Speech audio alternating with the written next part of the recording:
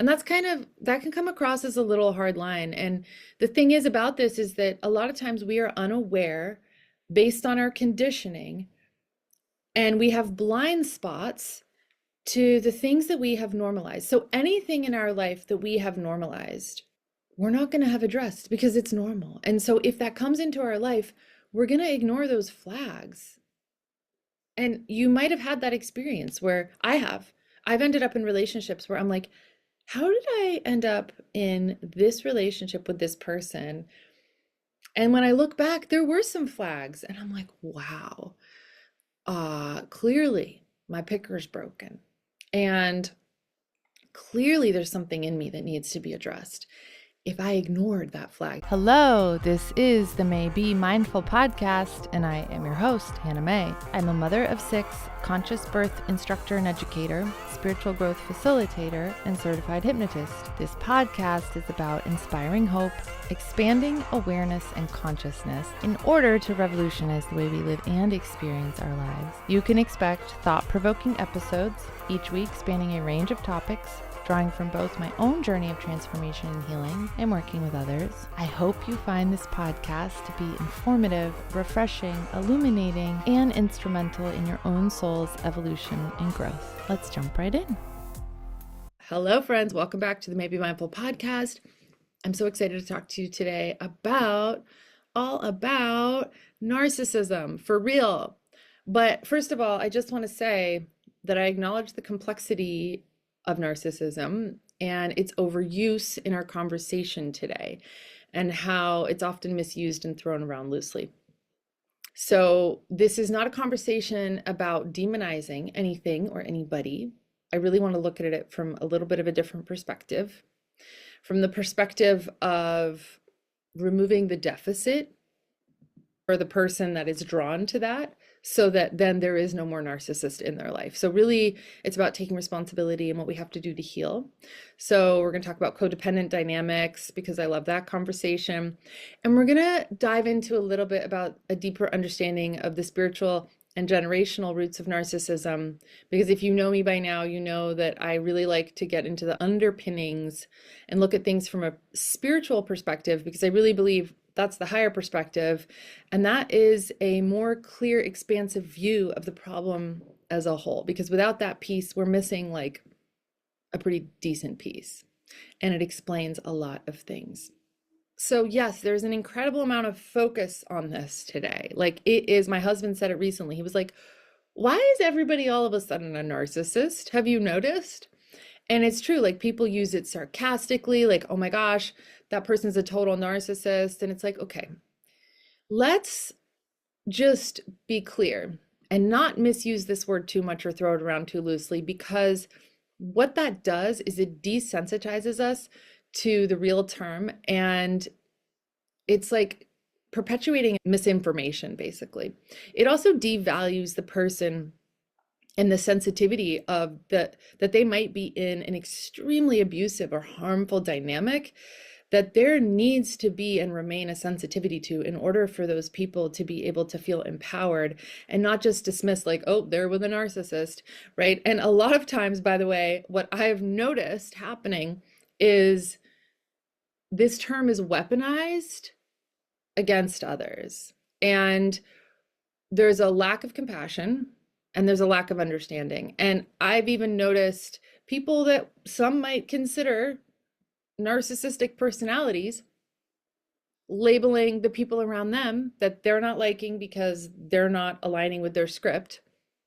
They're flipping the script on them, which is a quality of narcissism, and gaslighting, and in fact labeling them as narcissists. And I have a lot of friends and relate to my fellows who are on the more codependent side of the spectrum, because I also want to talk about, like, this is really two sides of the same coin, right? Like the codependent and the narcissist on the other side. And so I've even heard codependency referred to as inverted narcissism. And it's all really a sickness, and it's all caused by a deep deficit and a void that people are needing to fill. And oftentimes it's caused by trauma. There's a different, but also at the same time, a very similar solution for both of them. I do not stand with this belief and idea, that this clinical view, that narcissism's not possible to overcome or heal. I don't believe there's any human problem that healing isn't available for. And that's because I know and understand the spiritual solution to be bigger. The issue is that with a narcissist, in order to heal and in order to accept a spiritual solution, we really need to have this key ingredient, which is humility.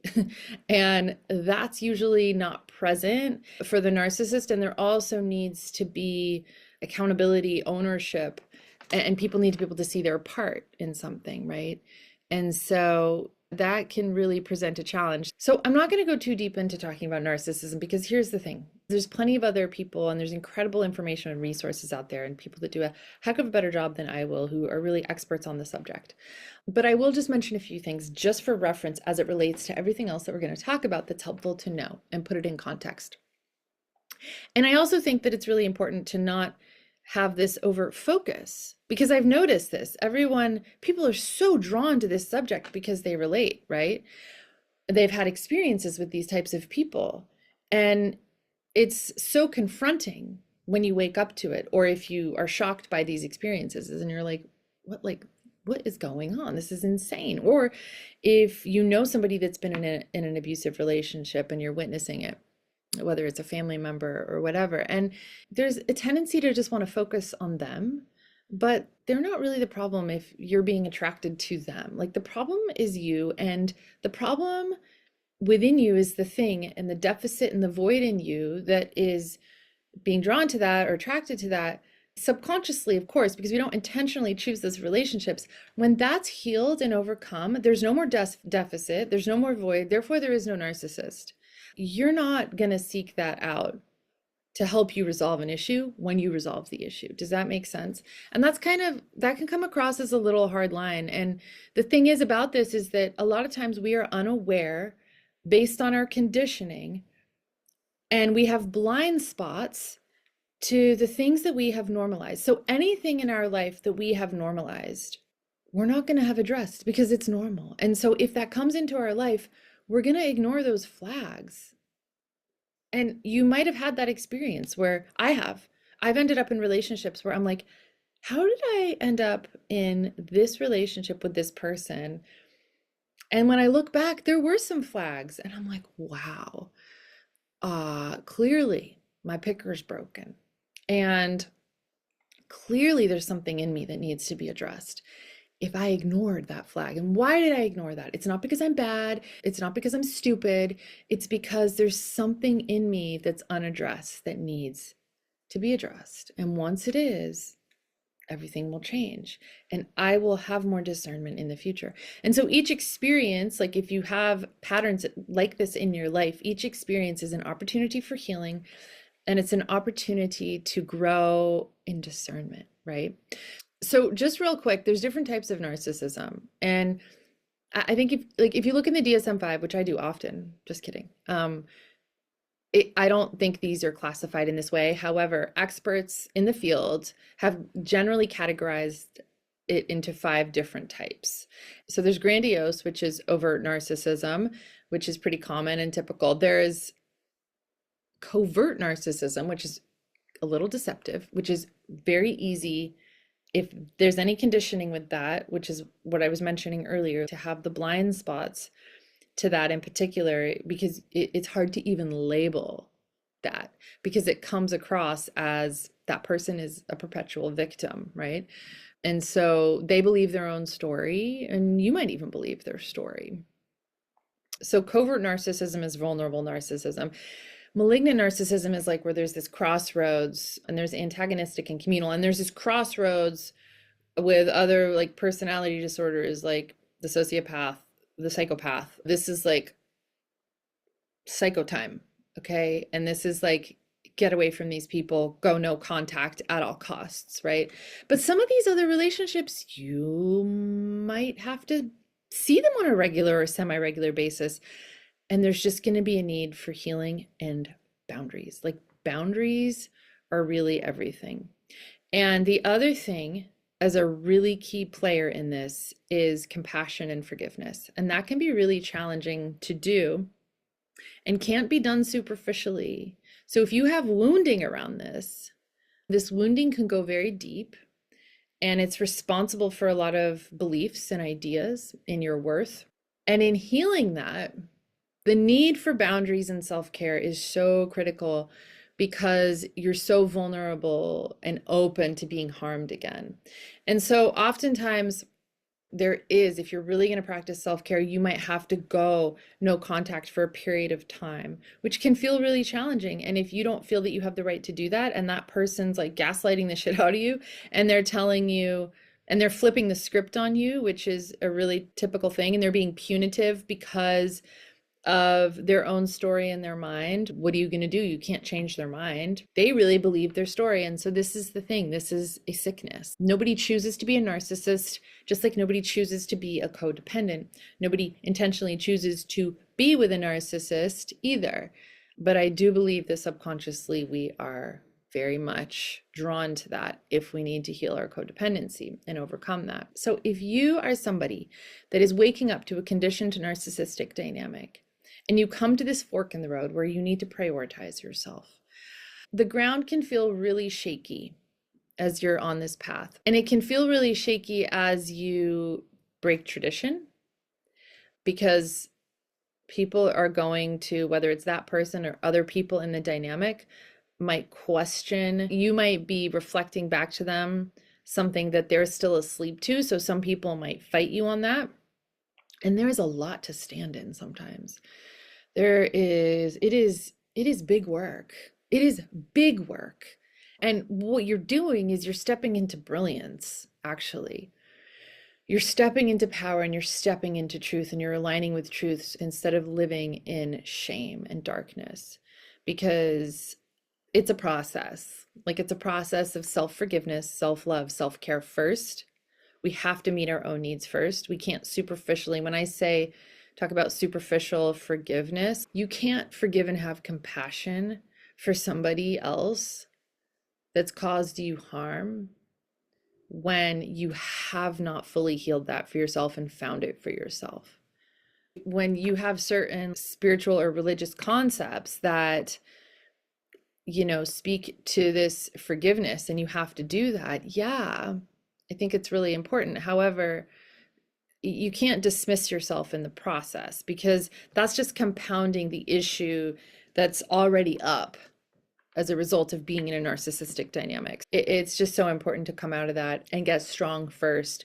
And then we can have clearer perspective. And really only then can you start to see things from a spiritual perspective. So I really want to talk about this spiritual perspective for a second. I find it really interesting that you can have people experience similar traumas, or very different traumas, or no trauma at all.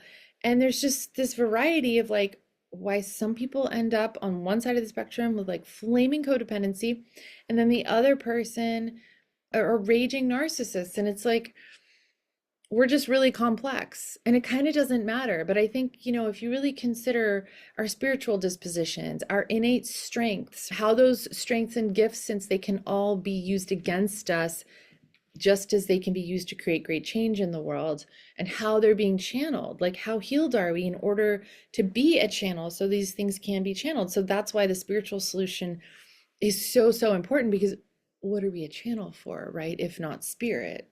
Like, it's not to fill us up with like material things. It's literally our spirits are here to channel and to create change and impact. There's also, the generational and spiritual burden, I believe. And what I have come to see and understand is that a lot of this stuff is, yes, it's genetic, but that's very much hand in hand with generational spirits that can be passed and carried down. So trauma and dysfunction can often pass for decades and generation after generation until there is a cycle breaker. I'm going to reference a biblical concept which talks about the sins of the father, and it's almost like a curse that needs to be broken. That's what a cycle breaker is. They are a curse breaker.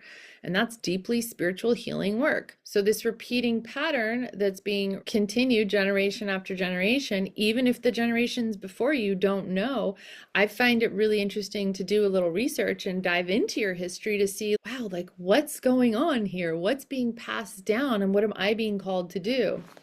And that's actually why I believe it is such intense work and really isn't always overcome if a spiritual solution isn't implemented, because you're actually up against facing things that you can't see and that are bigger than you without a higher power. And so what transforms? Like what transforms? Love transforms. Compassion transforms. That's the thing of the higher vibration that's going to completely revolutionize something and dissolve darkness and shame. Narcissism preys on shame. It creates shame. Shame is at the bottom of the totem pole of vibrational frequencies. It's the lowest state of consciousness, according to David Hawkins' map of consciousness. And if you've experienced shame, which most people have, it can only live in the dark. Like it can only live in the dark. And it's really painful. But the moment that it's brought into the light and it steps forward and it has that courage to step forward and you meet yourself in that, it can begin to be diffused and that burn off can start to happen. That burn off is like vampires hitting the sun sometimes, because it is not used to seeing the light and it is dreadfully uncomfortable. But it's something to meet yourself in if you have any of that going on. And it's a part of you is the thing. It's not a part of you that you can just like kick down and shove down or reject.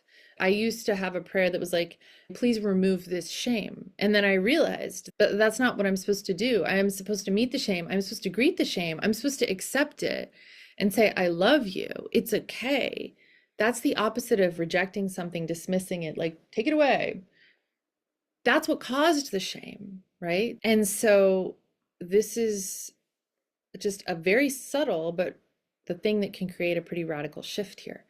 It is a beautiful sacred healing ground, and it's absolutely possible to do. So the boundaries are essential and critical for spiritual and emotional safekeeping, preservation, right? Those boundaries are everything, especially if you're healing. Once you're more healed, you can get to a place where you're more neutral and you can have more interaction and conflict, or you can have more interaction with higher conflict people, or when there's that disillusionment on the other side, if you have to have contact with those people, that's going to enable you to be and stay in your power. I really want to speak to this idea of compassion and forgiveness, because some of us have experienced harms that feel unforgivable. And I just want to point out that compassion does not mean you enable dysfunction. Forgiveness does not mean that you forget. As far as a boundary and like a hard line of maybe going no contact, that can feel like, whoa, that can feel pretty radical if you've been in a submissive dynamic, right? Because that's pretty strong. And you might have to really do some work around giving yourself permission to be able to do that. And you're probably going to need external support on this, which I highly recommend, because that's a big deal. I know that's a big deal. And it may appear in your mind as unloving, but actually it's the kindest thing you can do. It's the most loving thing you can do, for yourself. It's also kind to the other person. So even if that person doesn't understand and they're totally mystified and they really believe their story and they think that you're a terrible, bad person, guess what? That's not the true them. That's not the truth of who that person is. So you're having a boundary with their false self. You're saying, no, not acceptable for me, to a part of them that they're in bondage to. And this is where the compassion piece can come in. True compassion does not mean you enable dysfunction. True compassion can look like leaving a toxic conversation. It can look like not participating in a destructive dynamic. And it's protecting your own peace. You're an equal here. You're not below this person, even though you may have been conditioned, or you might have the belief that you are, you don't have the right to do something. That's called playing small. And that's a disillusioned state. Just like the grandiose state of the narcissist is a completely disillusioned state, right? And they're maintaining this position of power and control. And it's it's survival and it's unconsciousness. But true forgiveness does not mean that you forget. It doesn't. It means you see the truth of who that person is. When you find compassion and you have a boundary for someone, it's possible to do it neutrally, and it's possible to say, I love you, I see you, I will not co-sign your sickness and dysfunction, and I'm leaving this toxic conversation because I respect myself. And true love actually calls out and sees the highest in others, right? Not their lowest, not their lower selves, because that's like their eroded and degraded spiritual condition. And narcissists seem to really prey on vulnerability. So it's really important that you get strong so that you're no longer prey, period. But if that high degree of love doesn't happen for ourselves in that work, and we don't forgive everything, and this is a generational cycle, then what happens, unfortunately, is we stay bound and attached to that spirit, and that spirit gets carried on into future generations. So it's kind of significant, right? Because it's the thing that restores and heals and brings you peace, but it's the thing that actually really sets you free. Because anywhere where you don't forgive, you stay attached, and whatever you stay attached to, you're still in bondage to some degree. So I do believe that there are degrees of freedom. I do believe that it's a process, and sometimes these processes can take decades because it is really deep work, and it can be a lifetime of work. And when I say work, I guess I mean process. I don't want it to sound like a job. So again, by refusing to engage in the spirit of dysfunction, you are affirming the true self of that person, even if they cannot see it yet. And this is where your actions and implications and how you care for yourself can actually be spiritually transformative on the whole for them as well. Because anything that we do in spirit has an incredibly expansive reach. So if any of this resonates and aligns for you, and this really brings up a lot for you, you might be somebody that's being called to break a cycle. I believe we're all being called to break some sort of cycle, and you can choose healing. You can step back into the fullness of who you are. And where could you use some like mega healing power in your life, like some transformative power, because that's available. Go ahead and make sure you follow me, review me on Spotify or wherever you listen, because this helps me get my message, especially about the spiritual solution, because I believe it's like the biggest missing piece. Because there's such a conversation about science, and it's really good stuff and it validates a lot, but I think that the spiritual piece is the missing piece most of the time, and that's the thing that really has the power to transform. So go ahead, you can reach out to me, you can connect with me if you have reflections or you're curious. Follow me on my website. You can get my newsletter, you can get a free meditation download for peace, grounding, and recalibrating. It's 10 minutes. And I did that because I understand sometimes as a busy mom on the go, sometimes that's all you have to just like try and squeeze in between everything else you have going on. Bless you guys. I love you. And until next time. Thank you for tuning in to the Mae B Mindful podcast. If you enjoyed today's episode, don't forget to subscribe and leave us a review. Your feedback helps us grow and improve. For more information, resources, and exclusive content, visit our website at maybemindful.com or go ahead and follow us over on Instagram at maybemindful. If you enjoyed this week's episode, please give me a follow, screenshot the episode, and go ahead and tag me until next week when I bring you another thought-provoking and inspiring topic. Until then,